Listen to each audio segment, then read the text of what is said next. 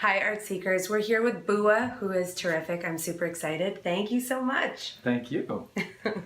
How did you get involved in graffiti writing when you lived in New York?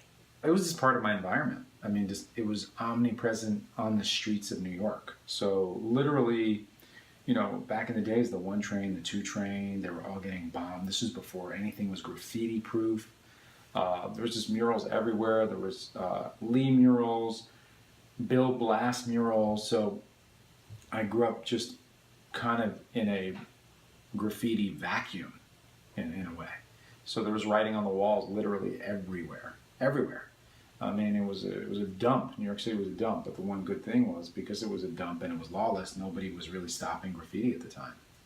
Plus, I'm about how many minutes from the Metropolitan Museum, you know what I mean? I was like going to the Met, I was going to just museums as a kid. So I already had an understanding of a lot of classical art.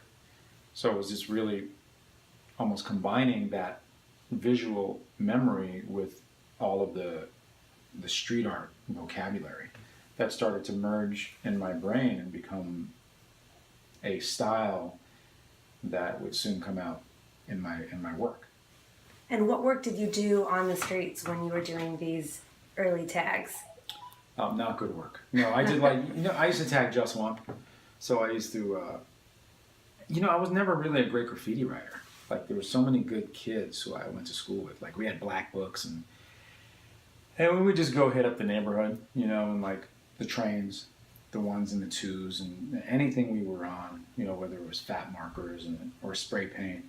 We only had Krylon back then, so it was like no control at all, just 1 speed. It's like a 1-speed bicycle. You know what I mean? It's just like you go over the hill and you go down the hill at the same speed. And that's what it was. And so, we were just like thinking we were great, but my grandfather was a letterer. Yeah, he was the original letterer for like Felix the Cat, Prince Valiant. So he was so dope at letters that like everything that my friends and I did were terrible. And I knew that early on. Like whatever we're doing, as cool as we think it is, it just wasn't as good as my grandfather. I was not even doing street art. I was taking the rhythms and the energy of street art and I was putting it into the movement of my work. I was more of a dancer than I was a writer. So I was painting the narratives of a culture.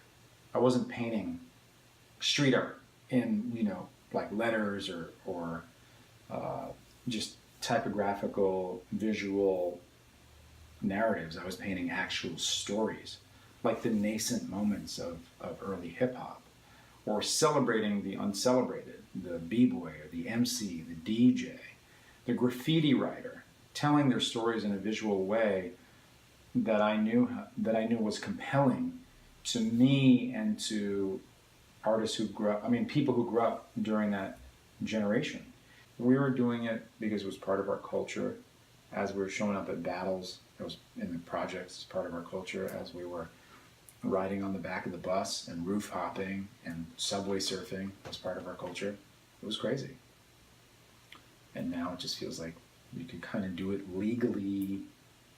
I've got permission and pretend like you don't. You know what I mean? And then you're a street artist. It's diluted. But everything is. But you have more, it's become more artistic. You've got a lot of people who are like painters who are now want to do street art. So you've got that too. Yeah. It's just a different energy. And is that why you were interested in creating the Street Art Throwdown, is to highlight the energy that you remember or possibly showcase the evolution and the commodity that street art may have become? That's an interesting question, Barbara. Okay. The Barbara Walters interview. Street Art Throwdown was a labor of love and a project that I thought was groundbreaking because I still feel that, even though I don't feel like necessarily the greatest painters are street artists of our era, but I feel like it's the most raw, interesting movement and the most widespread global movement and the longest movement of any artistic movement ever in the history of the world, ever.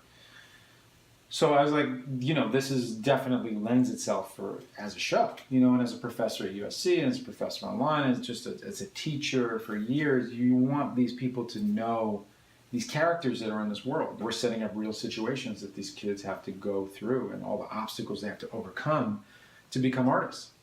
And I think that was the goal, is to really get art out on a platform for the mainstream to understand, to know that it's not vandalism, it's art.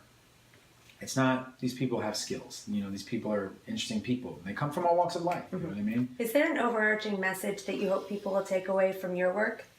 I always felt like I look through a filter of my own reality, which feels distorted. Distortion comes from an exaggerated life, and I feel like New York is extreme. And so I feel like that's maybe why I paint it that way. But I'm also attracted to it. You know, I'm attracted in the lineage of artists like, you know, El Greco, you know, Thomas Hart Benton, Ernie Barnes, people who really exaggerated figures, because it's more interesting. A lot of my work is really more rhythmic based. And I think that because I dance, and I think a lot of artists never danced, and they don't know how to dance. And so there's a lot of rhythm and energy that goes into my work. My work's relatable, and it's not insular. And I think a lot of artists are very insular. It's like, what the fuck is that? It's a dot and a crease on a white canvas. And they're like, what the fuck? Like, am I an idiot for not getting that? Or am I an asshole? Or are they an asshole because they're playing a trick on me? So it's like, it doesn't get into that. It's just like, it is what it is. You know, it's a DJ painting. It's a b-boy. It's an MC. It's two brothers hanging out on the street. It's a landscape of a place that's very familiar, and everybody can relate to it. So I feel like it's important for me to be relatable.